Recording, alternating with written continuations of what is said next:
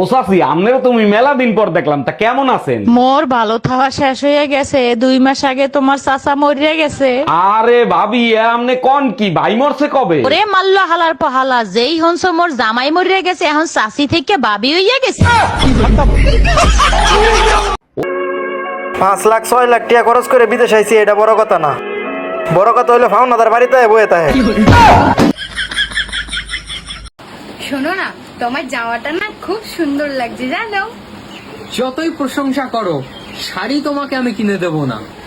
জামাটাই সুন্দর লাগছে, মুখ তো সেই শিয়ালের মতনই লাগছে। আচ্ছা, তুমি আমার কি দেখে বিয়ে করলে? সবকিছু দেখবে বলেই তো বিয়েটা করছি। হে প্রভু, আমি তোমার জন্য কবি হইতে চাইছিলাম, আর তুমি টয়লেটের মিস্ত্রি বানাই দিলা। ভাবি শোনো না, হ্যাঁ বলো, শুনতেছি। তোমাকে এখন আমি একটা কিস করব। দেখো, তুমি যদি আমাকে কিস করো আমি কিন্তু চিল্লানি দেবো। চিল্লে কি হবে, আশেপাশে তো কেউ নাই। আরে গাদা, তুই তোর কাজ কর, আমি কি ফর্মালিটিও দেখাবো না?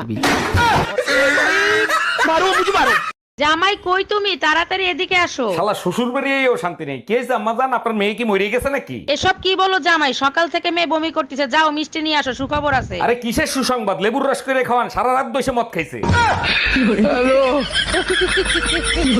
জানো, আজকে তোমার আর আমার ব্লাড রিপোর্ট আনতে গেছিলাম। আরে তাই নাকি? তার রিপোর্ট দেখে ডাক্তার কি বললো? ডাক্তার বললো তোমার আর আমার ব্লাড গ্রুপ 1। কেন হবে না? আজ 10 বছর ধরে তো আমার রক্তই খাচ্ছ। এই কি বললা? আমি তোমার রক্ত খাই? এ বাবু, 2 বছর হয়ে গেল, ফোনটা তো পুরানো হয়ে গেছে, একটা নতুন ফোন কিনে দাও না।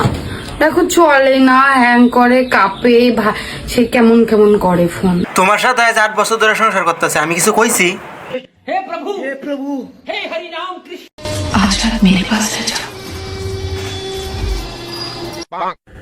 আমায় জুতা দাবি দিব।